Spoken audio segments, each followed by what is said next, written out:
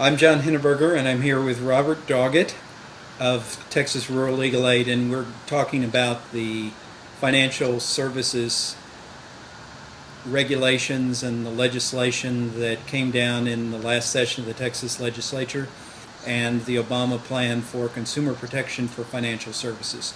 So, Doggett, tell us a little bit about what happened in this session of the Texas Legislature related to foreclosure protection.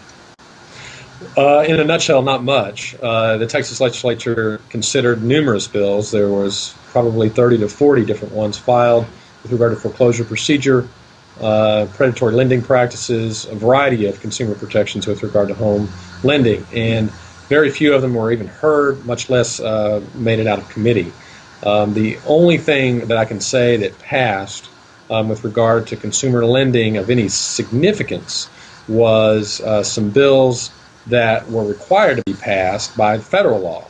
Back in July, Congress passed some legislation requiring originators, that is, home loan originators, which would be brokers, you name it, anybody involved in the home origination process, required new registration requirements, something called the SAFE Act.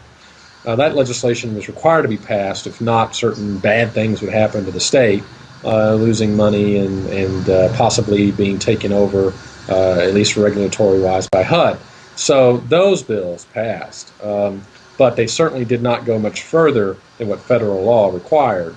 So in the end, homeowners got, in my view, very little with regard to lending practices and anything with regard to the foreclosure procedure. And what sort of bills were filed that would have done useful things to protect consumers who were facing foreclosure and predatory lending practices that did not pass? There were three or four that were very, very good proactive approaches. For example, right now, a broker, someone that assists you or assists a borrower with obtaining a loan, at present, a broker has a duty to make sure that they make a lot of money. There's no duty to their clients. And there was a bill that would say we're going to make sure that the broker puts their clients first, like an attorney or an architect, an accountant, someone with this acute, very, very sophisticated knowledge is supposed to be looking after the interests of their client and instead make sure that they get paid as much as possible. And where that is very, very detrimental is when there are two types, for example, and an example would be two types of loans. One is more harmful to a consumer, more risky to a consumer, and one is not. One pays the broker more, and one doesn't pay the broker as much. And consequently, the broker might very well put a borrower in the more dangerous loan because it makes them more money. And that bill would have curbed that practice like it's been done. Other states have passed similar legislation.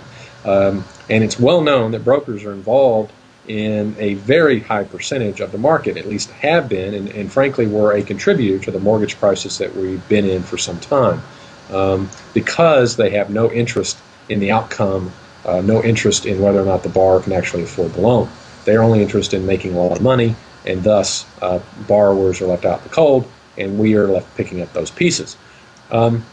Another way to curb this practice and other practices owned by loan officers. In other words, it's not all about brokers, but other people involved in the origination of loans could have done better in putting people in safer loan products.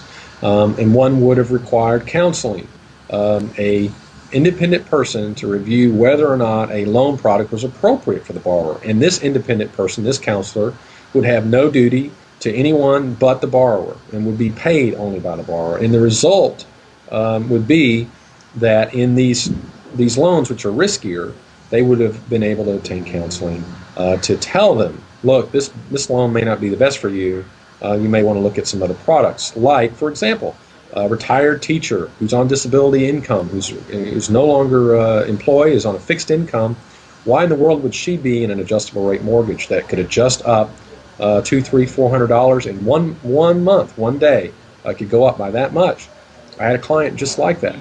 That exact situation happened to her. She had no idea the loan would adjust upward. She just knew what her payment was until one day it went up and she couldn't afford it.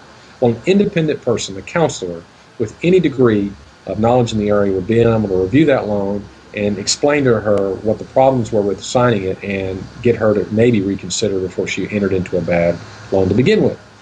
These are basic requirements, and the legislature this session has refused to let them go very far at all. The lending community. Where is the financial services industry on these type of bills? Did they actively oppose the passage of these bills, or did they get that far? Well, the broker regulation, many in the lending industry recognize is probably good for the overall health of a lending institution, because they want to see loans that are better, loans that are better suited for borrowers. Many in the financial services industry recognize that placing a duty on brokers is probably a good thing. They did not, the financial services industry did not actively oppose broker regulation, but they sure as heck didn't do anything to help it.